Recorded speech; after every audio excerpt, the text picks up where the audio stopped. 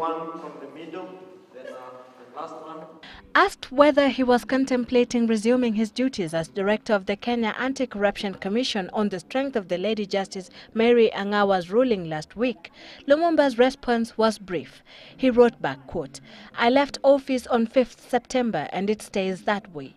The office of director was abolished and I will not ride on the crest of a court order to stand in the way of transition. I will continue to serve Kenya in other areas." End quote.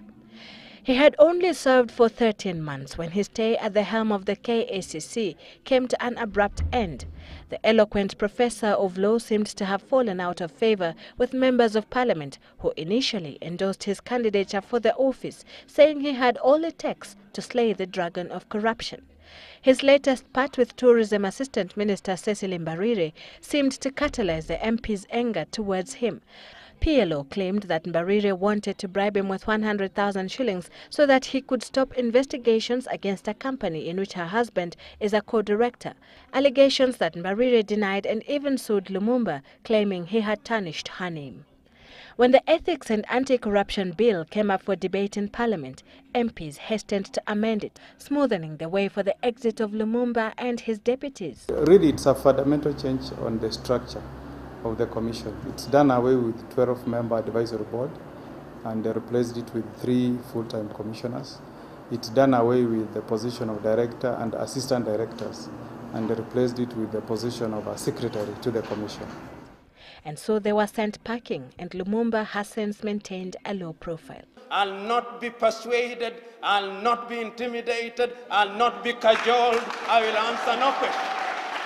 Judge Mary Angawa ruled that Lumumba and his team should remain put as their tenure was protected and would require a tribunal to oust them. Justice Minister Mutula Kilonzo, however, disagrees with the ruling. It's a bit dangerous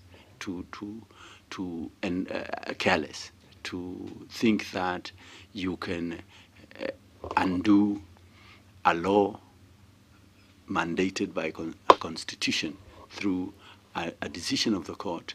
So what's happening right now at the KACC during this transitional period? In order to fill that vacuum, we appointed Jane Mudaura to assume responsibilities that were being carried out by Professor Lumumba. The new commission is a constitutional commission, and Article 79 of the Constitution is far too superior to the Lumumba or Judge Ringera commissions. Sylvia Chebet, Citizen Live at 9, Nairobi.